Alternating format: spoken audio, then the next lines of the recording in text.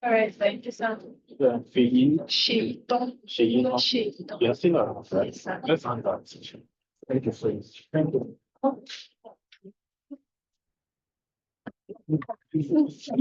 Let's go and buy this.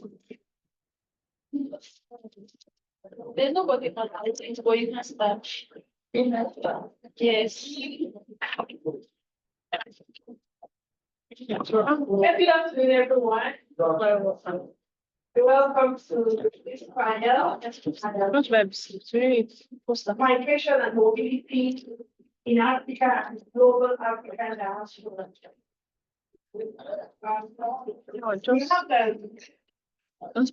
have 4 papers within this panel. We have 4 papers. But the information which you need just now.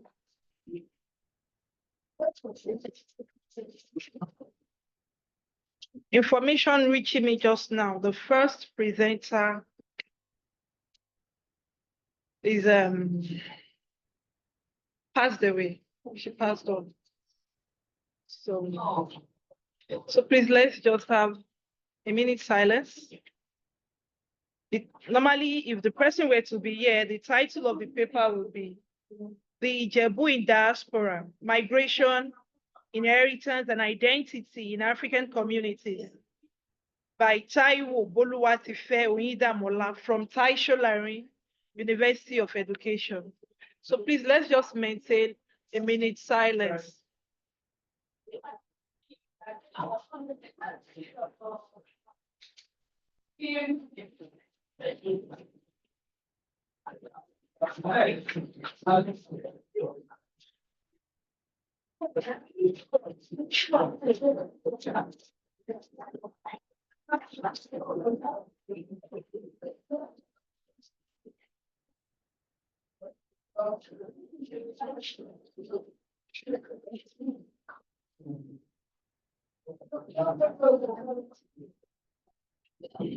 May the Lord rest our soul in Jesus. May the Lord rest our soul and grant the family the fortitude to bear the irreparable loss. So quickly, we have another presenter, another paper to be presented here by Clement Abegunde. I don't know. Is anyone online yet? No one. Well, we hope he joins us too. So in the interim, we have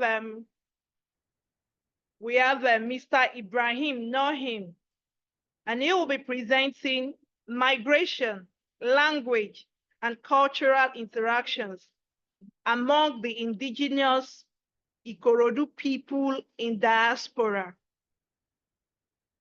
So over to you, Mr. Thank you very much. Good afternoon, everyone. Yeah. 10 minutes. Okay. Sorry, pardon me, we are still in the morning. Yeah. Good morning, everyone. Good morning. Yeah. Noim Ibrahim is my name. I'm from Taisho University of Education. I'm here to present the paper, Migration, Language, and Cultural Interactions among the Indigenous Ikorodu people in diaspora. The first slide, thank you. This paper explores how migration has impacted the language and culture of Ikorodu people who have left their homeland in Nigeria to settle in other parts of the world. The first section of the paper explores the general overview of the Ikorodu people, including the factors that led to their departure from Nigeria. Also, we look at the impact of colonialism and digital age on the way Ikorodu people connect with their heritage and maintain cultural ties. We also talk about Ikorodu people's language and its role in maintaining their culture in diaspora through practices such as oral storytelling and what have you. All right, next slide, please.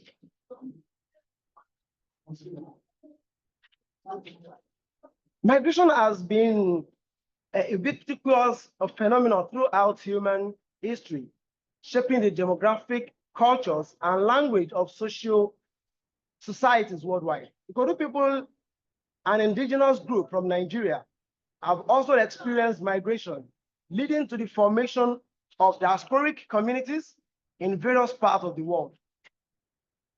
The migration has resulted to complex interactions between the Ikodu people and their host countries, influencing the languages or the language, culture, and identity.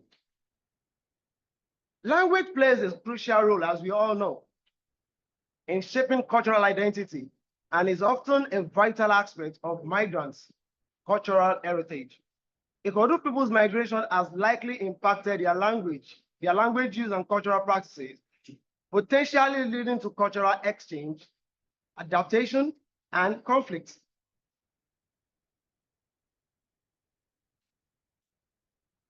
Okay, this paper aims to investigate the migration, language, and cultural interactions among the indigenous people of Ikorodu in diaspora. It's also examined how their cultural identity and language use have evolved in their host countries. By exploring these dynamics, this research seeks to contribute to the deeper understanding of the complexity of migration, cultural diversity, and language use among indigenous communities. Let's start the next slide, please. Heritage language struggles in new land. As we all know, as a new member of a particular, a new person in another country or in another society, there are a lot of challenges that will come your way, because the first thing is the language barrier, in which you won't be familiar with the language, the way they speak, and their culture. But as time goes by, you get used to all what they do. And in the process of doing this, you as well introduce your own cultural background to them through your mode of dressing, your greetings, the food you eat, and what have you. So language plays a vital role, like I said earlier, in shaping cultural identity and is a crucial aspect of migrant cultural heritage. For the indigenous Ikorodu in diaspora, their heritage language is a significant component of their cultural identity. And its preservation is essential for maintaining their cultural heritage. However, preserving a heritage language in a new land poses various challenges. Language is a fundamental means of communication, and its use can lead to cultural disconnection and identity erosion. The Kodu people heritage language is a vital tool for conveying their history, customs, and values, and its preservation is essential for transmitting their cultural heritage for further generations. Moreover, language is deeply tied to culture, and its loss can result to cultural assimilation and suppression of cultural identity. Having said all this, there is every reason for migration. It is either you have been pulled or you have been pushed. So we said the pull and push factor of migration by Ikorodu people. The migration of Ikorodu people from Nigeria was a complex phenomenon driven by various push and pull factors. Push factors refer to the conditions in the country of origin that drive individuals to leave, while pull factors attract them to the destination country. So,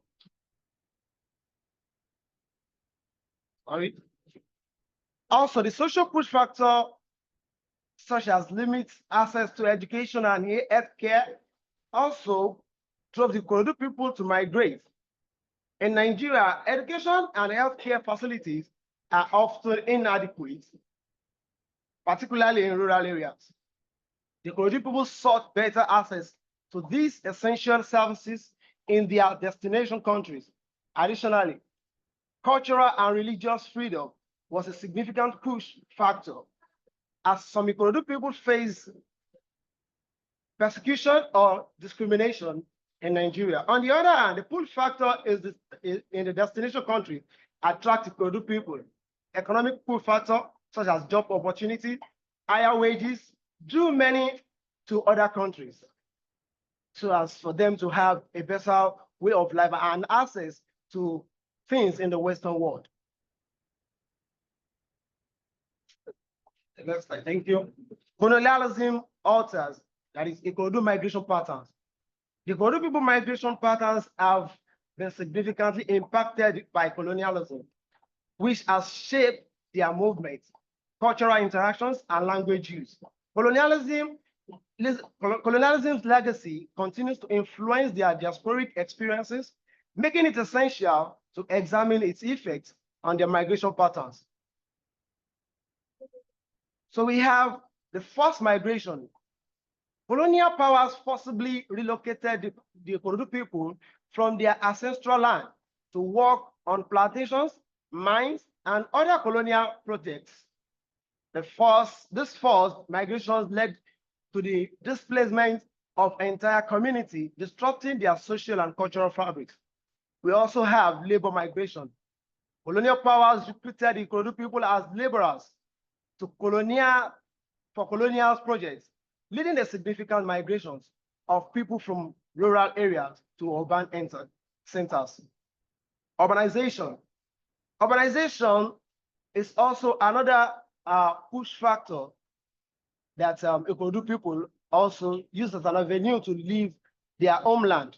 The Ikorodu people migrated to cities like Lagos, seeking better economic opportunities, education, healthcare. Urbanization exposed them to new cultural influences, languages, and social norms. We also have cultural exchange and hybridity. Colonialism facilitated cultural exchange between the Ikorodu people and other ethnic groups, leading to cultural hybridity. So we also have language and cultural suppression. Colonialism imposed foreign languages, such as English, on the Ikorodu people, suppressing their indigenous languages and cultural practices. This language and cultural suppressions continues to affect their diasporic experience, influencing their language use, and cultural identity. Also from there, we have the digital age, Ikorodu people, heritage, and cultural ties.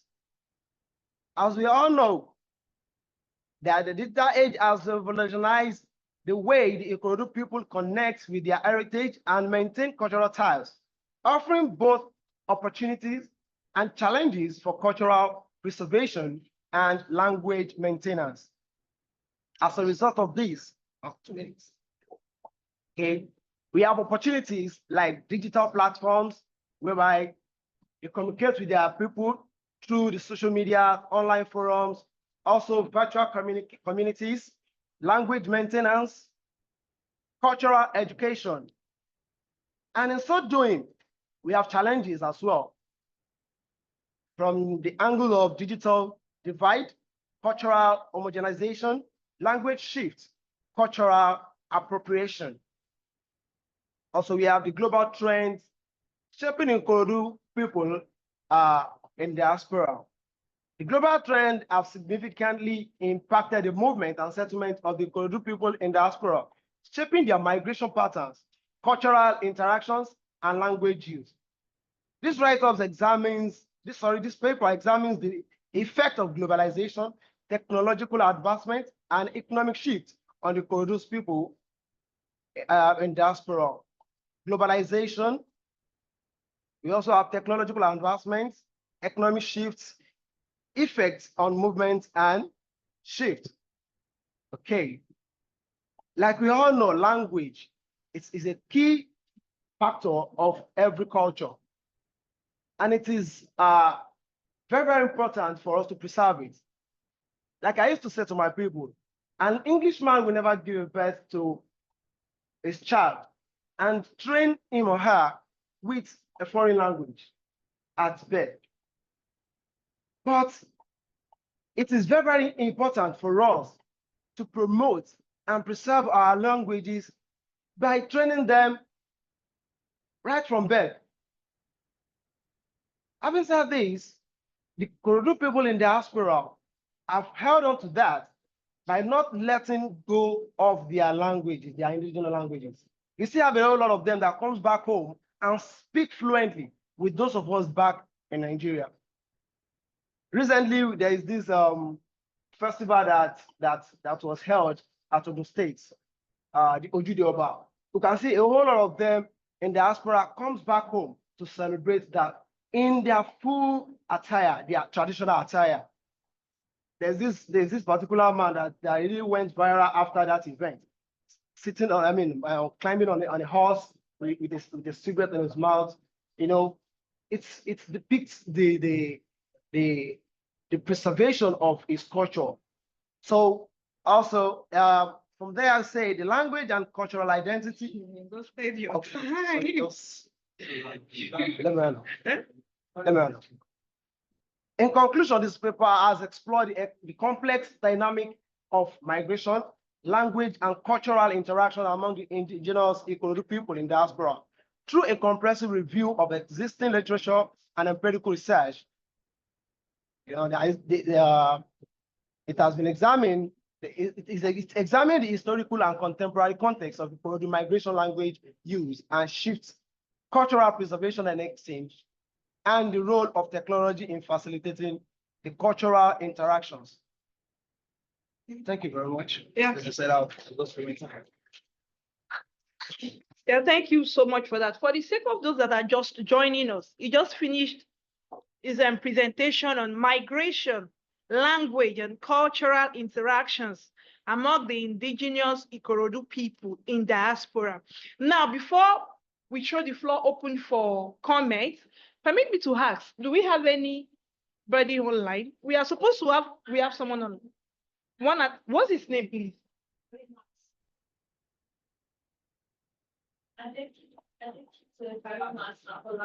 No, she's no. Yeah. Yes. Are you? Yes. Please come. Because I remember being. Please come. So you're welcome. You're welcome. So we have Clement Abegunde from Kwara State Polytechnic just joining us. And for the next 10 minutes, you will be presenting on your paper, The Trope of Home in New Nigerian Diasporic Novels, a study of foreign girls. Is it incorporated? Incorporated. Okay, a study. Yeah, I do. A study of foreign girls incorporated. So you have the floor. Good morning. 10 minutes. Good morning, my colleagues. This paper, The Trope of Home in Diasporic Novels, a study of O'Kane Dibes, Foreign Girls Inc. The novel was written in 2014, and when we look at what is happening in the world today, we see writers living from one country to another. Okay, we see writers moving from one country to another, and when they get to the other nation, they begin to write about what is happening in their country and what is happening in the new home in which they discover themselves. We discover that among these writers, hardly will you be able to point to a place as their home. In the literature review, we compare what diaspora is. Diaspora means living in another man's land. When they get to other people's land, what do they do there? How are they perceived? Some were perceived as fugitives. Some were perceived as they have come to steal our commonwealth. Some are perceived as criminals. That what have they come for? They come to steal what belongs to us. Therefore, the perception there makes that place neither their home, and when they come home, they write in two poles, on two poles. One on their homes, experience in their homes, and the other in the other home. But at the end of this work, comparing what is happening in the novel, we see the hero of the novel, Ike by name. Ike moves to America to study. After studying in the US, he performed excellently, and in getting a job, he finds it difficult because he is not a white man. So they said that he doesn't belong to the society. In that wise, Ike has no home in US. Coming back home again, because of the hardship in America, he has no money, no permanent wife, everything is in shambles. He now thinks that the way home, he remembers his home as home now, as the only way out of his problem. And how did he come about that? He thinks that there is a God. He visits a gallery. That gallery is foreign God in, owned by Gravity. And the man says that a God is not a God. Any God that wants to lose his power, that does not want to lose his power, must travel. So as a God, it's not human now that travels. The gods have to travel also to make themselves relevant. So as time goes on, he realized that why don't I just go home and steal this God and sell it? If I sell it, I become a multimillionaire in America. Then at that moment, it belongs to the society of the Americans. So he goes home to steal the gods. On getting home, what they are doing at home was nothing to him. Things that, what are they doing? Religion, he doesn't participate. In the social life, he doesn't participate. Then he realizes that after he decides to steal the God, after stealing the God, he goes back to America. On getting to America, he realizes that the God is not even of monetary value that he placed on it before. Now, that is the history of the people in diaspora. Their home cannot be their home, then the place where they are cannot satisfy them. According to Macleod, your home is a place where you are provided succor from every danger, from every misfortune. But now at home, Ike could not be giving that succor. In America, he doesn't have the succor again. So we resort to what Gunther says, that neither here nor there is no home for a diasporic writer and their characters. Thank you. Wow. Thank you so much for that insightful presentation, Mr. Clement. And from what you said, actually, I was able to perceive or have an inkling about the lived experiences of those in the diaspora. I was also able to see that, okay, those in the diaspora are kind of faced with this identity crisis that comes with migration. And as a result, they are lost between different worlds. You know, they can't go, they are hanging. So thank you so much for that. So the floor is open for comment, for questions, for contributions to their papers to make it more robust. Okay. So you tell us your name, your institutional affiliation, and then.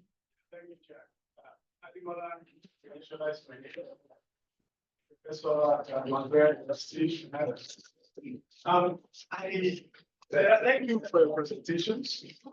I have questions for both of you. To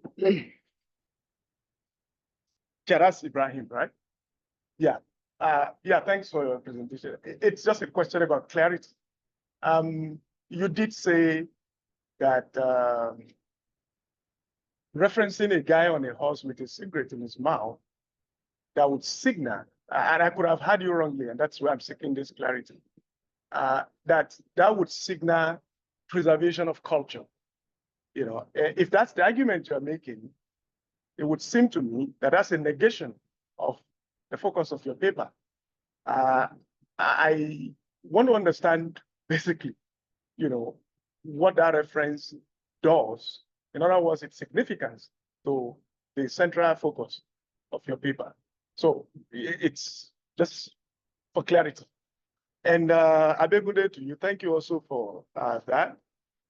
I wonder whether in your paper, beyond referencing someone who has a perception of what home is, what's your own intervention with regard to establishing, you know, how you understand home in the sense in which it is depicted in that novel? I mean, as a work of representation, and you as the analyst, it should be the case that you are able to map out in some perhaps confusing ways too, but it's okay. What's your idea of home? I'm asking this question because, yes, it's true that diasporans are neither here nor there, but beyond that, isn't it possible that where you settle and have certain, you know, peace of mind, whatever, could as well be your home? So just what is home? You know, is the question that I'm asking. Home here is relative because one, there are ways you construct home. Clifford, I think 2007, says that in a construction of home, it might not be a physical something. It might be a mental construction, just like Ike in that novel. He's not constructing a physical home. He's constructing a mental home. And that home is when he becomes rich. That is his own home. So to him, home is neither in US nor in Nigeria. So his own home is constructed based on where I get comfort, which is the general, should be the positive construction of home. But in this novel now, he has no construction of home because the home he tries to mentally construct is not in existence at the end because his ambition to become rich was defeated. To me, there is no home for him yet as a character in that novel. Thank you so much. Maybe have to, we need for that. I think it's best we have all the questions together, then without responding to them. I think we should go down to yours. Thank you. So, okay, 1, 2. Contribution. Yeah. 3, 4. So we have. Good morning, everybody. Thank you, presenter, chair. I recognize your persons. My question goes to the first presenter. My name is Ajibola Taiwo, Department of History, Olabisi Onabanjo University. Yes. First, maybe because I'm an historian, but I was looking to see who are the Ikorodu people. You did not give us context. Is there an Ikorodu language? What language do they speak? We don't have that context. So it's not helping us to understand where they are coming from before they go into diaspora. That's number one. Number two, it appears that they have experienced 2 waves of migration. First, from their ancestral home to where they presently are. Then those are in the diaspora now from where they have been relocated to the diaspora. And you have not told us how those 2 waves, because the truth is that not everybody in the diaspora experienced the first wave, but some elements of whatever it is they are bringing will have been inculcated into them. So how did the first wave affect the generation of people now in the diaspora, or something to give us context about that? And also, I just want to call your attention. This is just a suggestion. Please be very careful of generalizations when you present a paper. When you say that the Ikorodu people are all hold on to their culture, have you sampled all of them in the diaspora? So I just wanted to call your attention to that. There's a way we use language to show that, yes, relativity. Thank you very much.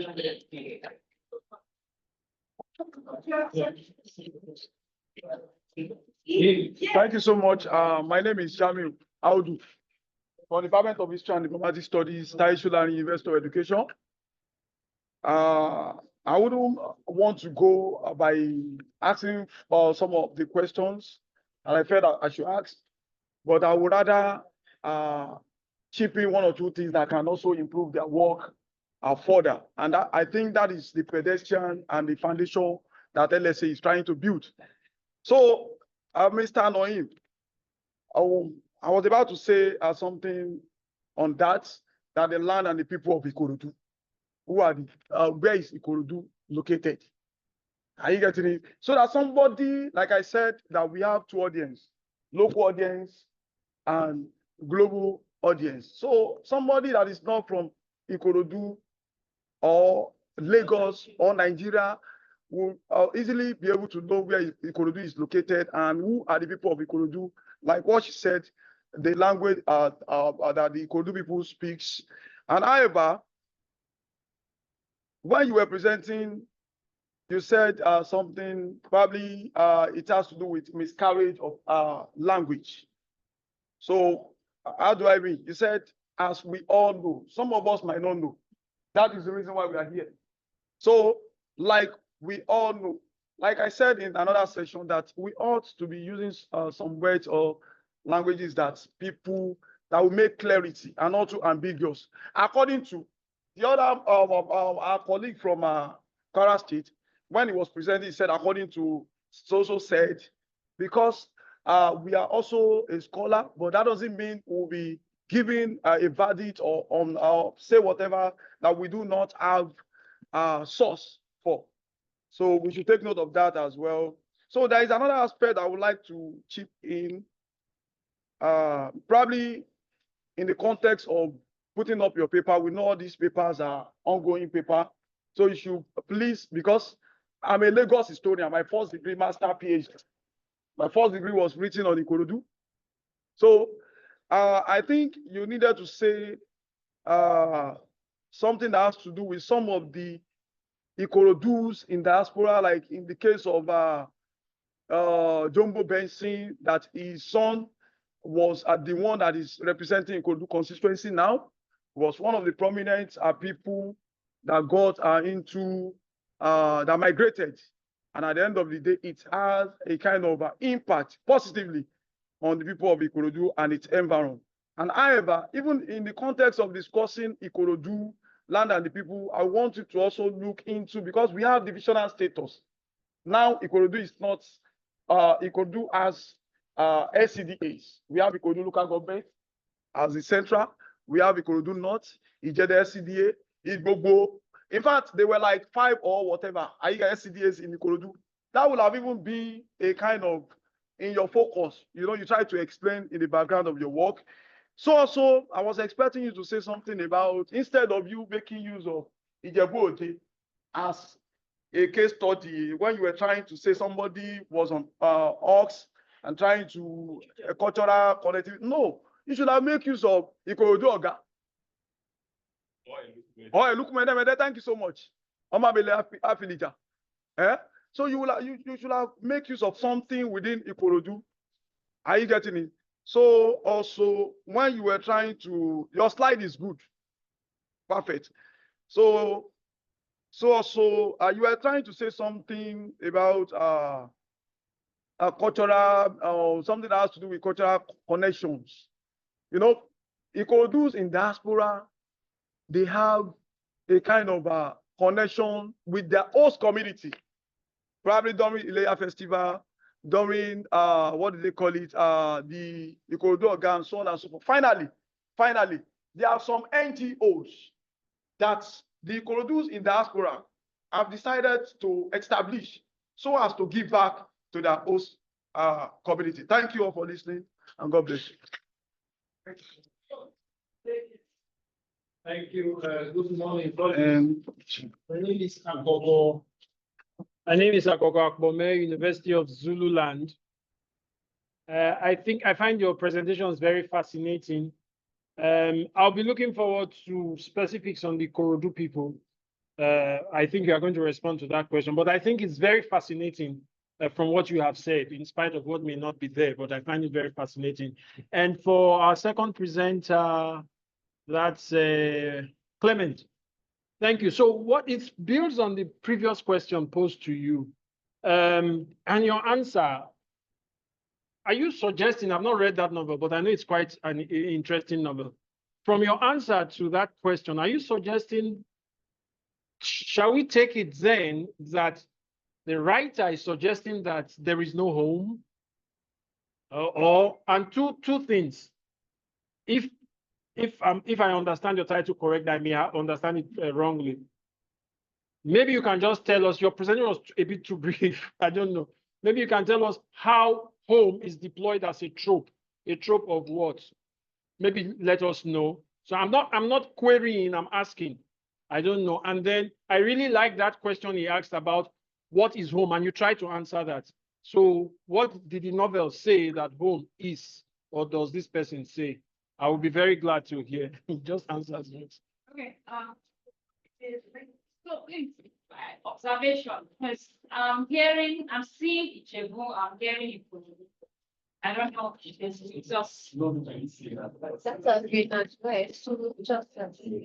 Okay. Yeah, because I'm seeing Ikorodu, I'm seeing Ijebu, I'm hearing Ikorodu, so it's a bit confusing. Actually, okay, like I see that for those that came late, the first presenter, we also have a first presentation of the Ijebu in diaspora, migration, inheritance, and identity in African communities. Unfortunately, no. Oh, okay. Okay. So his own topic is on migration, language, cultural interactions among indigenous people. Okay. All right. So now I get. My question is to him. While he was making his presentation, he talked about religious crisis. I am not aware of any.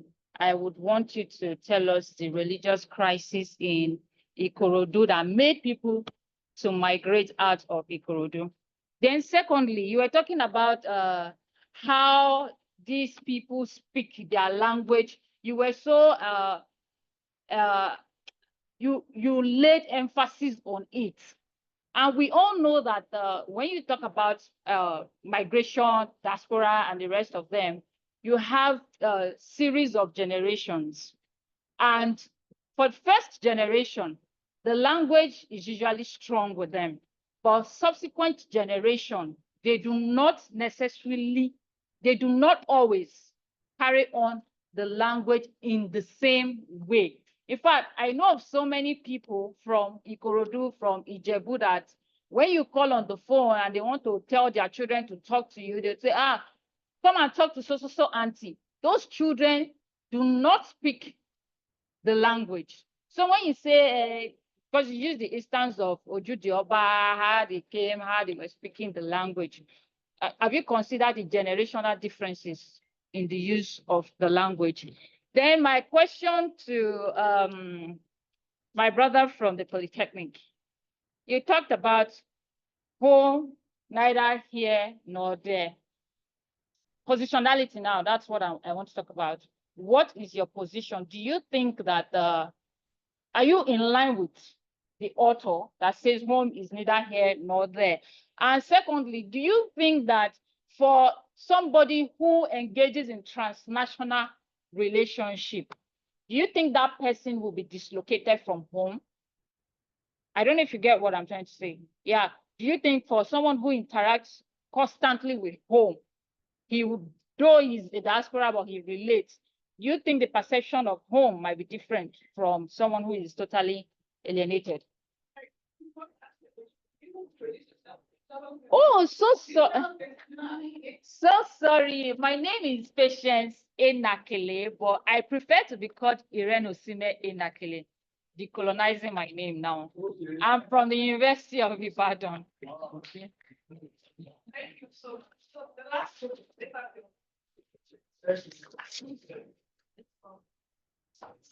Yeah. The submission of the on the presentation made. Now, my first question is actually on the fact that, okay, you chose Ikorodu as your case study or area of study, so to speak. So I'm asking this one as a question because I don't know. Why Ikorodu? Why not Mushin? Why not? That's my first question. Why? Why Ikorodu? Is there anything peculiar about Ikorodu diaspora? That's my first question. Then the second question is, I know in most cases where you have diaspora, maybe people of a particular area might migrate, or you have migrate en masse.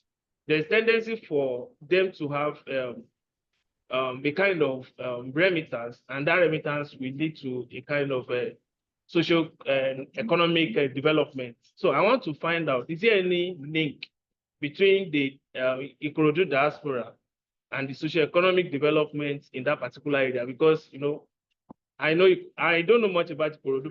What you hear about Ikorodu is more than like a slum like this, or an area that is notorious for so many things. So what is the level of the impact in terms of socio-economic development of the diaspora? So thank you. All right. Thank you so much. I've just been informed that Gloria Okereke from Florida International University has joined us online, and she'll be presenting on globalization and digital media technology influence on migratory decisions. Gloria, you're welcome. The floor is yours for the next 10 minutes. Thank you.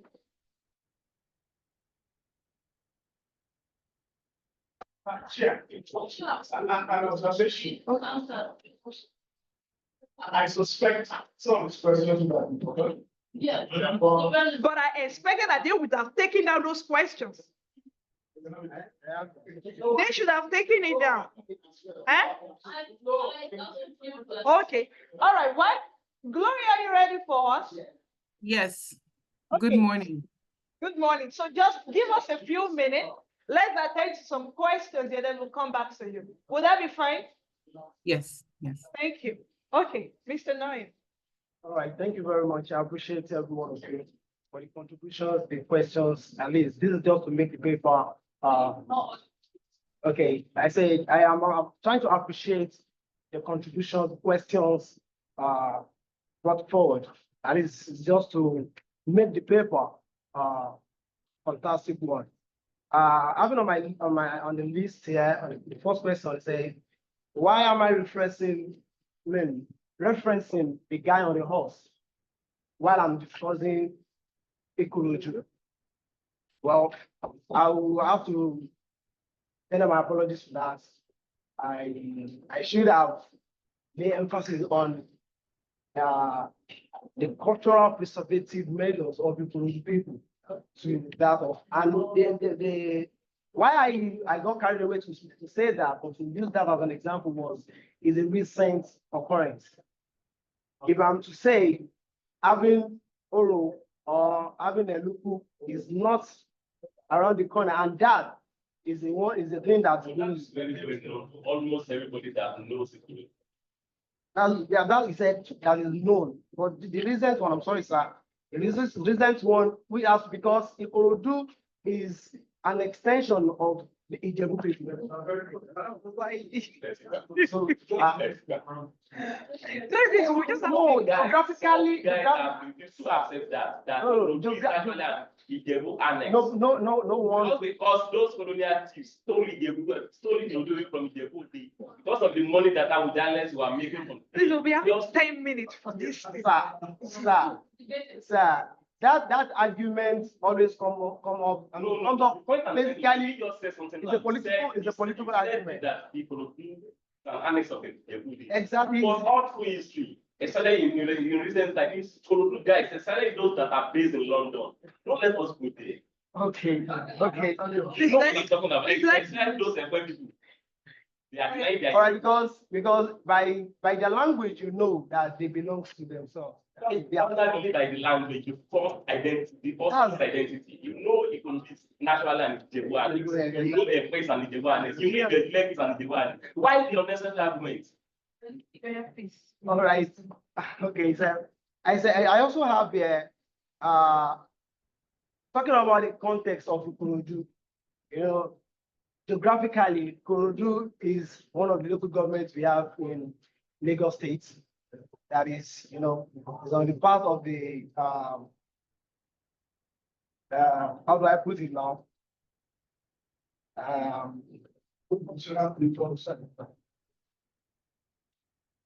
Well, Ikorodu people are also known for commerce. So by the virtue of their commercial activities, they travel all over the places. In fact, even if not all over the place, all over the part of the world, because they are so much attached to trade. So I think this is a way of adding more to the paper. So I think I will try to see how I can do more of that. That is talking about the two ways of migration and all of that. Thank you so much, Mr. Noy. So, Mr. Clement. Thank you, Ma. I will start from my submission that did I support this idea of home constructed, home that's constructed. One thing I realize is that past lived experience cannot exist in vacuum. As Plato says, art is an imitation of reality. But that reality is not always universal, and it is not the same. What happens today might not happen to be. That noble is about is out of Ndibe's experience when he got to America. He got to America. Everybody thinks that America is the land of dream, where when you get there, it's a land of opportunities for everybody. But on getting there, Ndibe was arrested on a flimsy accusation, and he nearly went to prison. And that novel is about his experience. On getting there, he left Nigeria, to live in America. On getting to America, he discovers that he is frustrated there. And this character is also frustrated in America, trying to come home to get solution. On getting home, there is no solution again. In that wise, I strongly support his position based on that novel, that there is no hope anywhere for his character and himself. He still believes in an interview, he says that America is not his home. And when he comes home, he finds it difficult because Nigeria is so corrupt, number one. He cannot survive here. His men will be harassing him, custom officers, this and that. And even the people in his village are being ravaged by religious, maybe a kind of revival by Pastor Uka, who is a new man, a gospeler, who preaches and he will predict some things, and people will be following. You know what is happening in Nigeria currently. He's a contemporary, he's a noble that deals with contemporary issues in Nigeria. So he finds it difficult to join the Christians in his community. He finds it difficult to join the traditionalists to which his uncle belonged. At the end, he discovers that he is just floating in between the two worlds, like an oscillatory personality. Goes here, not suspended, not staying anywhere. That is why Gunter says that there is neither home here nor there. I support that. Positionality, what's your position? My- You think diaspora, who still acts, whenever it's around, who still acts the culture and tradition of the homeland? Being alienated, that was that. Alienated. Thank you for that word. Alienation. That's the word. Yes, I feel alienated. Thank you very much for that. So I think we can take another round of discussion. Let's have Glory Okereke present her. We can always come back to this. So over to you, Glory. Thank you so much. Thank you very much for having me. So I'm going to share my screen to discuss my research. Can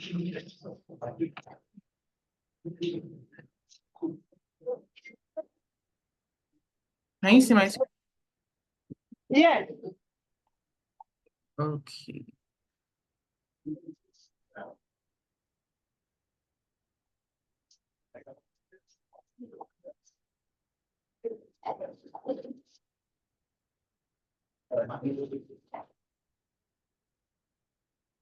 Good morning, everyone. Good morning, ladies and gentlemen. My name is Glory Okereke, and I'm a PhD student in the Department of Politics and International Relations at Florida International University. And I'll be presenting my research on globalization and digital media technology influence on migratory decisions. So basically, the research focus is on migrants from Nigeria to the West, and I'm mostly focused on how the messages that are passed by the social media platforms to Nigerians kind of aids their decisions. So to begin, we all know the frame or the word called JAPA. It means to live for good, and it kind of captures a method of applying for better opportunities. We are very familiar with the word, and it's something that has always been there, especially for people that are going out of the country to seek education or work opportunities abroad. So my interest in this topic was born out of this JAPA itself, was born out of the fact that many Nigerians were pushed by the current economic situations what we are facing in the country, and also that the insecurities, the challenges the economy is facing kind of pushes them. And social media also has a way of influencing this. As we all are eager to succeed, as we all are eager to find a better standard for life, we tend to, social media tends to draw our attention because there's this utopia we have about Western countries that you can be anything you want to be when you get there. Like it's kind of a bed of roses. So this was why I was interested in looking at this topic.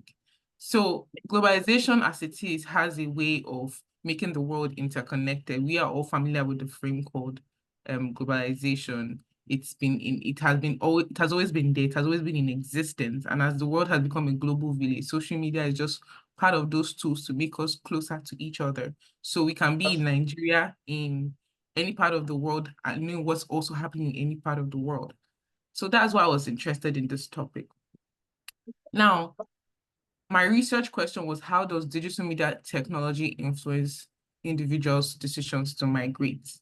When I was looking at this topic, I tried to look at theories that discuss this approach I was looking at, and I talked about the network society theory as propounded by Castile.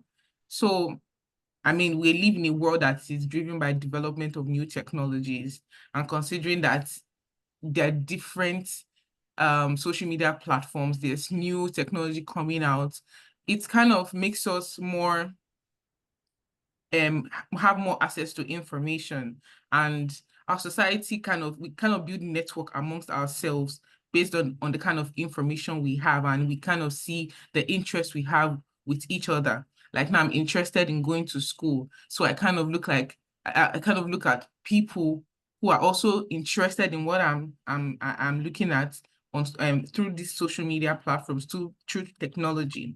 So that's the theory that I looked at that kind of spoke to what I was talking about. I also tried to now identify the case study. So what was my case? I was looking at the roles of travel consultants in passing information. So I kind of use a content analysis approach, just a part of content analysis itself. So I wanted to see what type of information these social media platforms were given. And we all have a very broad spectrum of social media platforms. So I tried to position it into three. So I looked at Instagram. I tried to identify Instagram, Twitter, and Facebook. I had to okay, what are the social media platforms mostly used by Nigerians? That was my approach. Another thing I tried to look at was, okay, which type of people pass this kind of information, because there's so much information, but you don't know exactly where it's coming from. So I had to carve a niche for the research. So I looked at travel consultants and consultancies. So after I identified the social media platforms, I looked at 8 social media consultants and consultancies on all these platforms. Then I also tried to look at a time frame. Normally, when we're talking about information that is being passed, most people who want to go abroad for educational purposes or work opportunities, constant information passes all year round, but there's a particular time that the information is also there's more information that passes due to deadlines and application dates. So I was also looking at that period. I was looking at something very realistic, because there's so much you can get from these social media platforms, and there's so much the social media pages can limit you to seeing at some point. So that's what I looked at. And my aim was to look at the languages, the themes. So I was going to code this information into themes, into words, okay, this is what they're talking about. This is what they're talking about. So after I was able to design my research like that, these were my findings. So on Twitter, I found, of course, I found countries that were being focused on, which were the US, UK, Canada, Australia, and Germany. And it's only one consultant out of all the consultants I also looked at that provided information based on Asian scholarships. So also, another thing I tried to look at when I was doing this research was which consultants are very popular in the social media spaces, because there's so many travel consultants, there's so many travel consultants, and which ones are very popular. So this was how I was able to carve my research. So I looked at their followership and their comments on all these 3 social media platforms. As much as I looked at Twitter, I looked at Facebook for the same consultants. How popular are they on all these 3 social media platforms? That was a confirmation to say this particular person is can be a good use to know the kind of information that is being passed to draw people to the West. So in my findings, like I said, Twitter, the country focus was on US, Canada, UK, Australia, and Germany. And another kind of information that was being passed was education scholarships for graduate school. And they provided a lot of mentorship sessions where they'll guide you, oh, this is the way to do this application phase. This is the way to do this, the kind of schools you're supposed to get. This is what you're supposed to expect. So they provided mentorship sessions. These were the similarities amongst the travel consultants on Twitter. Then on Instagram, the most information that was being passed was on employment opportunities. And the focus was also on US, Canada, and other European countries. I classified it as other European countries because it was not only, we had like different, not only the UK, which is quite popular amongst Nigerians, we had like different countries that are not popular amongst us that they give. Then we had them talking about mentorship sessions and also businesses, similar to what Twitter did. And their focus on the education they gave was on the STEM aspect, because the world educational system, especially in the US, is divided into STEM and non-STEM degrees. So most of their information was mostly on the STEM aspect. And the travel consultants in this particular social media platforms were residing in these destination countries. Now, in the aspect of Facebook mostly on consultancy firms. So I was able to identify more consultancy firms on Facebook than on Twitter and on Instagram. So that's why Facebook was mostly focused on consultancy firms. So they were mostly focused on education, and that was what they were passing mostly: scholarships, applications. That's all they were just giving out and trying to encourage people to apply generally. Now, what were the commonalities amongst these three platforms? They were focused on former colonized nations. I mean, the world has been, there's so far so good. There has been decolonization amongst most countries in the world. And there has been decolonization amongst countries in the world, but there's still kind of a focus towards these former colonized nations. So it made me find out that we still have an attachment to the Western nations, in as much as we have been decolonized, but our mentality has not been decolonized. So another thing again that was common amongst these three platforms was that challenges such as cultural difference, culture shock, and racism were encountered. These consultancies and consultants provided a platform for people to share their experiences. And this is what I was able to see. And also travel consultants resided in the host countries, and travel consultants had their private firms. I was able to identify consultancy firms alone independently, but the travel consultants, which are individuals, had their own private firms. And because of this, I was able to see like a pattern. There was like the travel consultants guide fellow Nigerians.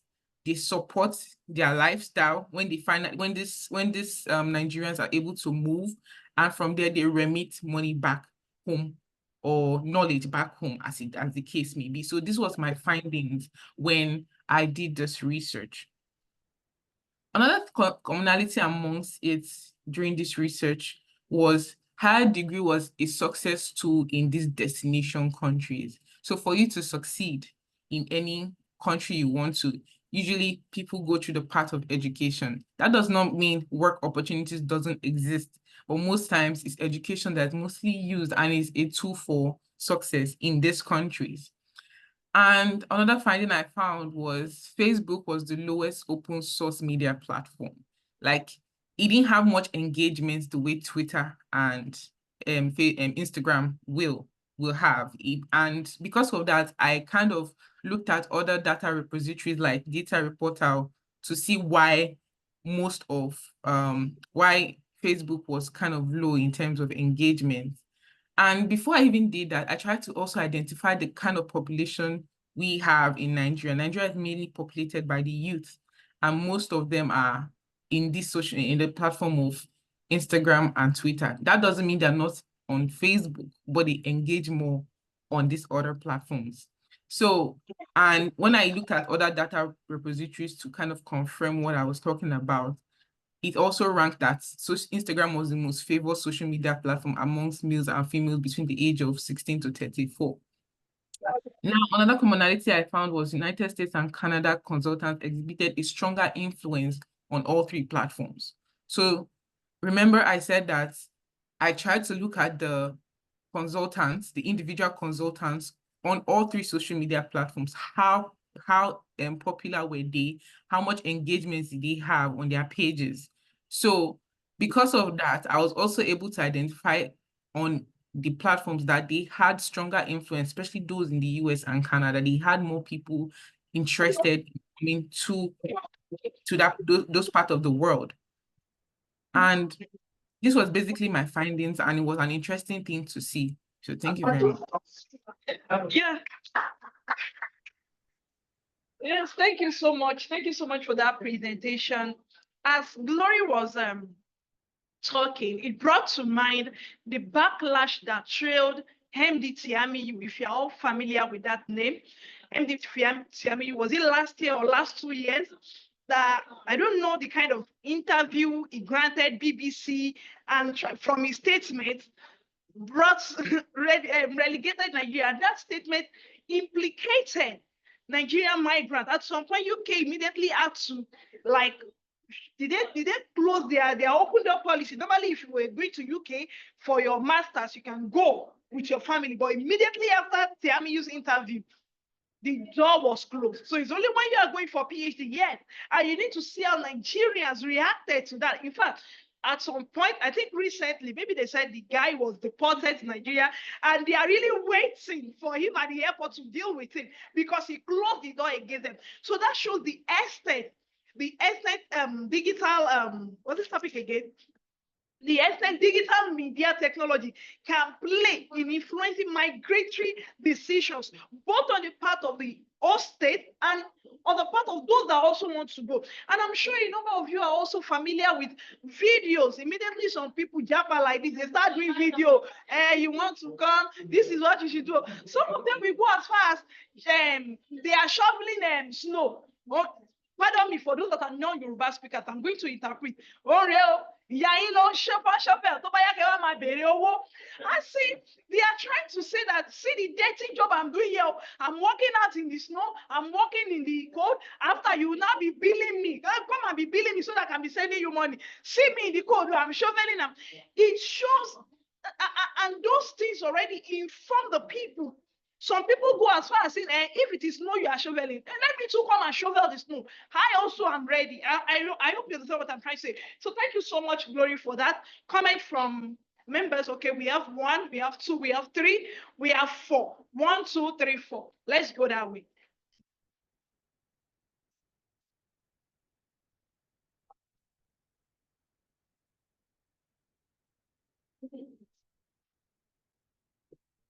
Yeah, thank you, Glory, for your fascinating and insightful presentation. I find your research quite viable and topical as well as relevant. The question I have for you has to do with this agencies, these travel agencies that you looked into in your work. I'd like to, ask if you can give voice to it. I mean, if it didn't come up in your research, probably it's something to center as well. So which is this?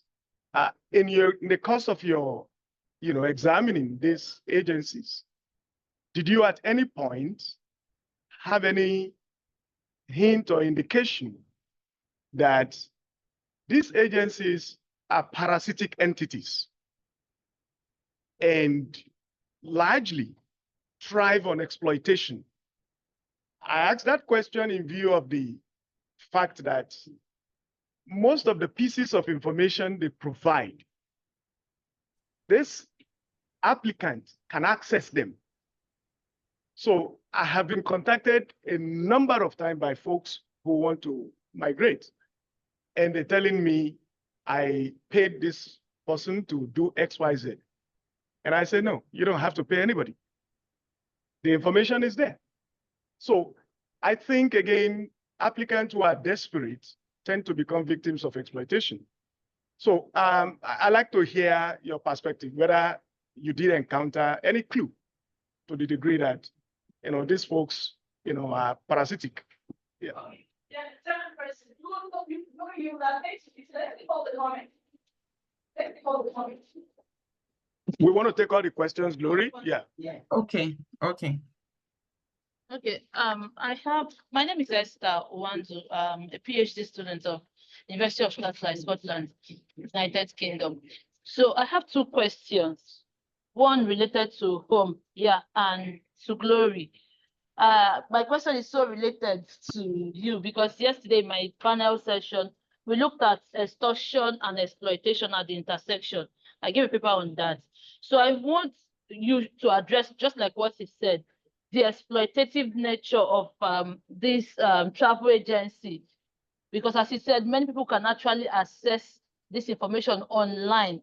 But the use of social media would make a lot of people to become lazy to do those work themselves. So Facebook ads by this travel agency would make it seem very easy and catchy, attractive for you to patronize their services. And they know people are desperate. So desperation also thrive in this exploitative exercise. So it will be interesting if you look at that beyond just the impact of social media, digital media. What role this agency play in the exploitation of people who want to japa? That's one. And for Mr. Clement, or Dr. Clement, whoever, from yes, Para State Polytechnic, about your discussion on home. A lot of people ask you, what is your definition of home beyond what scholars have said? I'm interrogating what home is, and I come across Homi Baba, location of culture, and so many other critics. So they look at home. It is important as a literary critic or someone who is interested in migration to have a voice when presenting. It is not only to say, I go with what Okendibe has said in this novel. What do you say? Or what is your own idea or ideal of home? For me, who is also interrogating home, or what is home identity for migrant African women, because I am experiencing migration myself, I have a different notion of what home is, different from what scholars have said, who have also been interrogating this discourse. So home, yes, may be neither here nor there, but I can decide to make home in the most unfavorable condition I find myself in. Take for instance, I'm looking at an Islamic woman's experience in Scotland, where Scotland is not an Islamic country. There are a lot of limitations, but this woman in her hijab would find solace when she tries, irrespective of everything, to do her prayers. So in that little space, in that one room apartment, she makes that place a home. So home is very subjective, even though it is neither here nor there. People can make home even in their own skin, even while trying to retain aspect of their culture. For instance, I told my friend, in my home in Scotland, we don't eat Scottish food. It's just Nigerian food. Even ask my 4-year-old son, what is their best food in school? We say eba soup. That is what he's used to, because we want to retain home. We want to make our little abode home, and we speak our language to the children so that they have a sense of home. So that's just what I want to say here.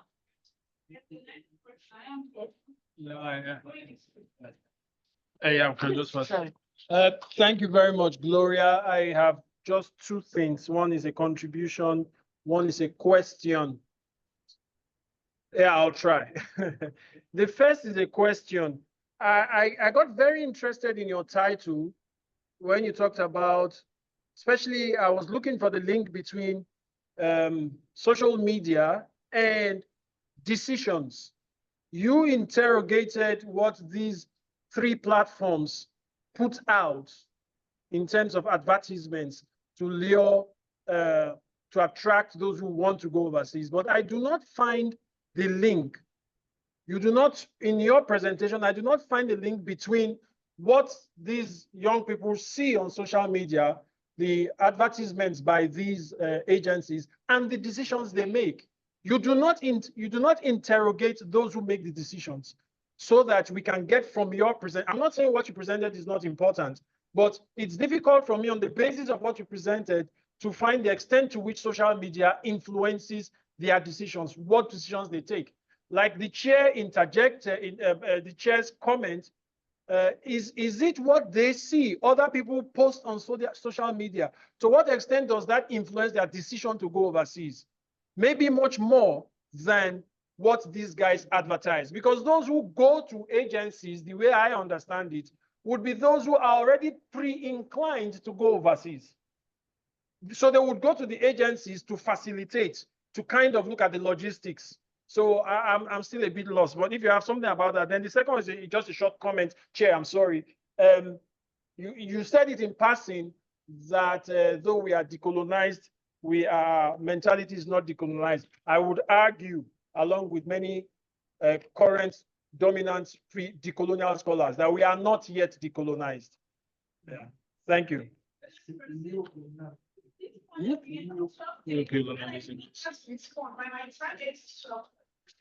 Okay, my question is quite short. In her definition of Japa, I don't know if it's within the context of your work or it's the general definition she gave to Japa as people living for good. What I understand by the word Japa is flee. Flee, you can flee to return. You can flee to go and make money, and when you make money, you come back. So I don't know your own definition, whether it is within the context of the work. And the second question goes in line with what he said. When you talk about social media influence, are we also looking at how the social media influences these people to make the decision to travel to a particular destination? It's not just about traveling.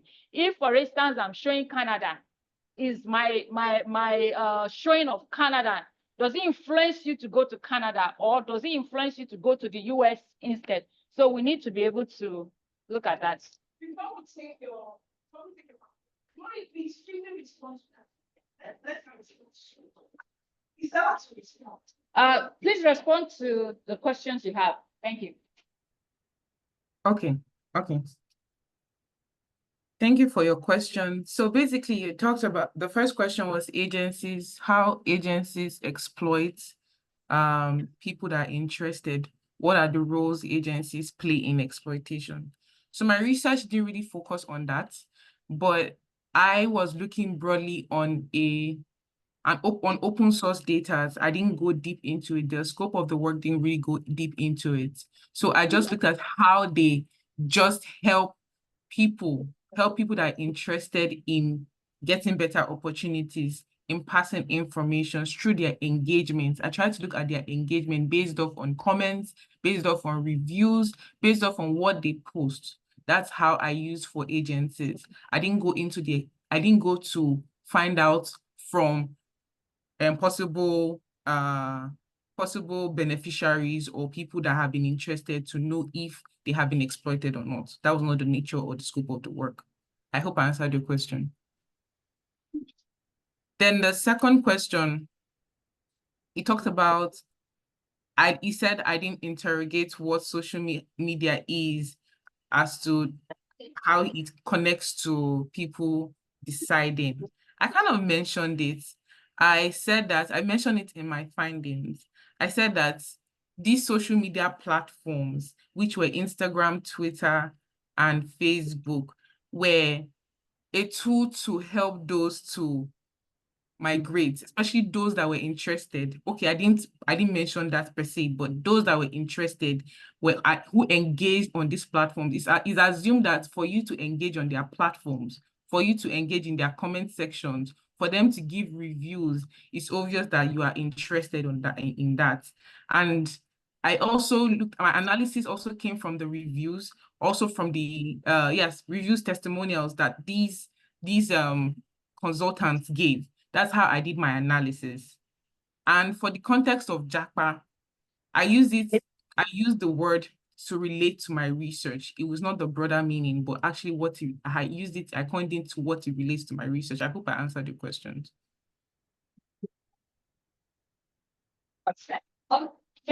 Okay, so just one or two comments. Thank you for that insight, and I won't even spend up to that. So just was just looking at the social media. Though you now clarified that for those who are interested, I remember sometimes when I had the opportunity to travel and I didn't want to post on Facebook, a friend tagged me, and I got so many comments, questions. Have you japa? Have you japa? So I didn't know how many people I would respond to. But I know that in the present Nigeria, the concept of japa is you are going and you are going finally. It's not that you are going and coming, no. As in, you will not look back. You will not look back. Somebody told me, I said, you still have a girlfriend. I said, let whoever is around bury him. I don't care. You understand? So that is the concept. I have to, well, for me, I don't know how social media can influence me to japa or not. Even if they say it is a dime, or how do you call it, the smallest amount of money, because I don't have interest in, well, go and come. That is what I believe in, because I'm an African. Somebody was talking about decolonization, and I know that the project of decolonization is a very long one. It's very wide. We cannot finish it a day, but it depends on the situation that you are looking at it. But wherever we are, as you are there in the diaspora, I know your name sounds Igbo in the diaspora, and we are here, wherever we are, let us continue to uphold our African values and culture. Thank you very much. Thank you. I have a comment to say, if I may. So, my research kind of focused on the meaning you talked about. It means to live. For you to get education, you can decide, it's all based on the perspective or the choice of the individual who is leaving. So you can decide to return to your country, or you might decide to just stay back. It's all based on the perspective of the individual. I mean, we all have freedom of choice to do whatever we want to do. So for us to decide to also take the step of leaving the country, we are the ones at the end of the day to decide if we're going to leave for good or come back. And like I said something, we decide to also remit. We can decide to remit money or remit our knowledge. What we learn is also, how will I put it? We can decide not to come back, but remit the knowledge or that we get, or the money that we get back home. So for JAPA itself as a term, in this context of what I was researching on, it's all based on the perspective of the individual. For you to decide to go to this social media platform, because these people will not get reviews or will not give feedback, or their platforms will not get engagement if they are not people that are interested in leaving the country in the first place. And there's a push factor. We already know the push factor, various push factors. And there's a pull factor also. So it all is on the perspective of the individual. Whatever you decide, it's all based on you. For you to engage with them, it's all based on you. If they're exploiting you, like one of the questions asked, it's one of those processes that happens, but my research didn't go in deep to that aspect. But my own conclusion here is that it's all based on the perspective of the individual, what they want for themselves, what kind of opportunities they want for themselves, how it is for them back home, and also how deprived they feel. There's a theory called relative deprivation theory, when humans need to not meet the extent of social rewards. So when they feel like they are deprived of what they should get in terms of social rewards, it kind of pushes them and pulls them to these Western countries. So it's all based on your perspective as an individual. You can decide to live for good, or you can decide to remit, or you decide to come back at the end of your jackpot.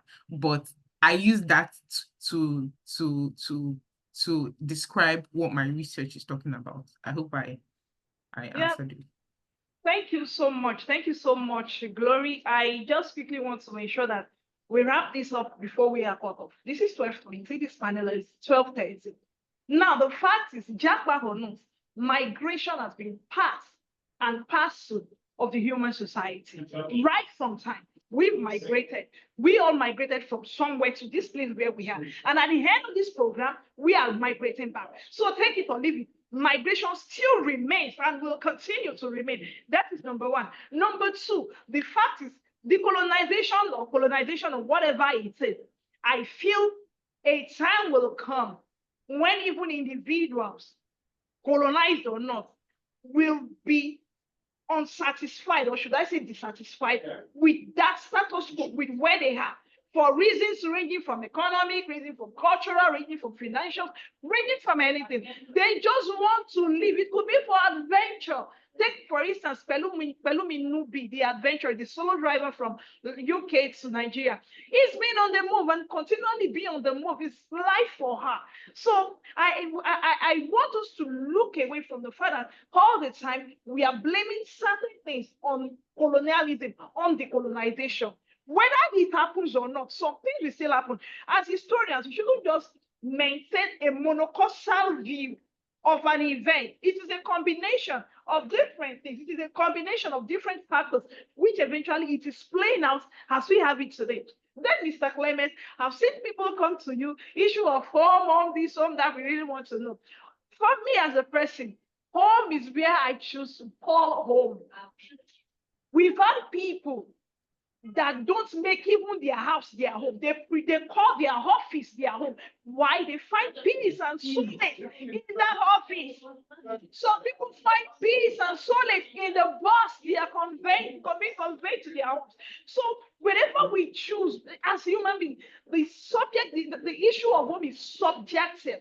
It is what you call it. It is what the authors call it. It is what Mr. Clement calls it. Whatever Mr. Clement calls it might not work for me, might not work for you. But in as much as you have that inner peace, you have that inner satisfaction in whatever it is, that is home. Well, please, I think, Glory, before we go, I think we still have time. Let me hear your view. No, I think Gloria was trying to perspectivize, perhaps she was trying to maybe link Japa to liberalization to further have a grasp and understanding of the view spectrum.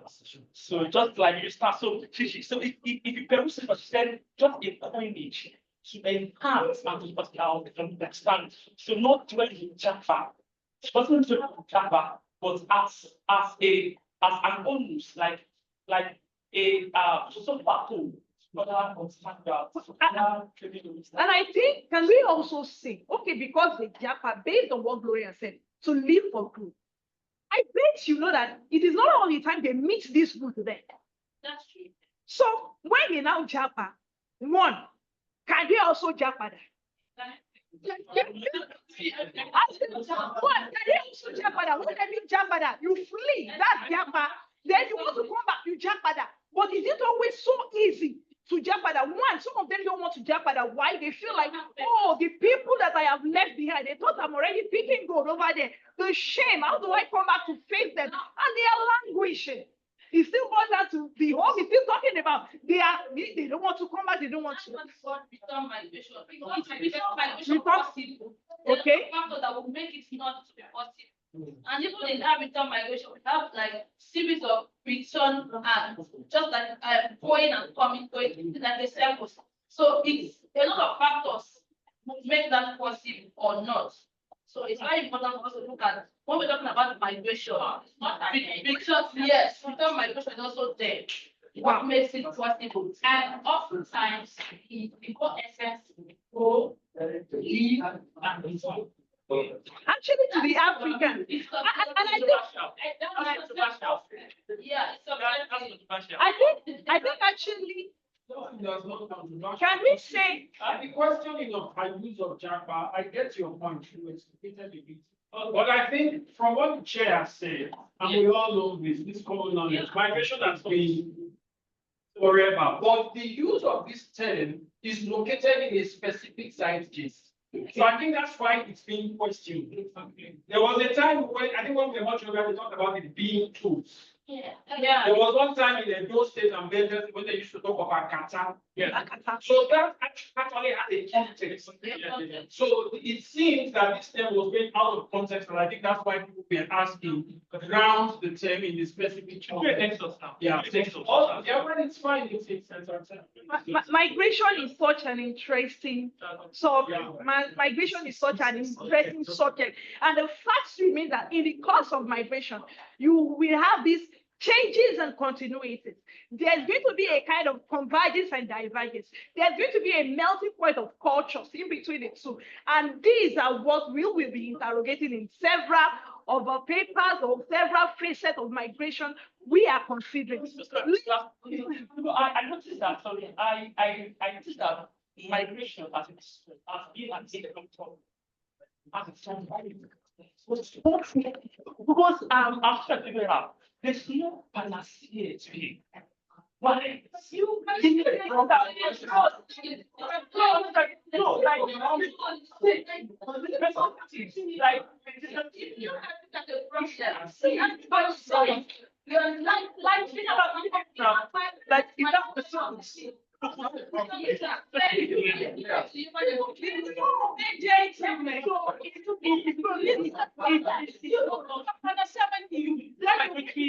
not objective.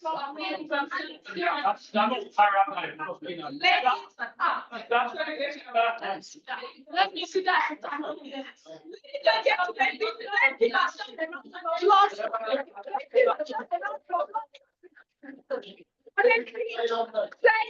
Thank you so much for the wealth of knowledge, for the contributions.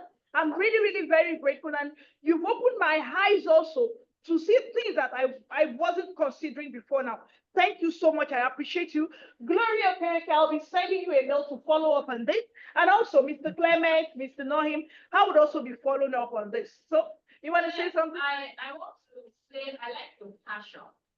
Please, are you a pastor? Now, also please consider it. I'm a pastor already.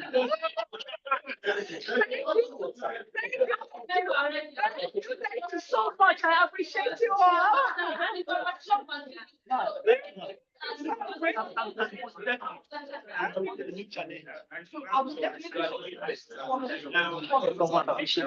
I'm very grateful.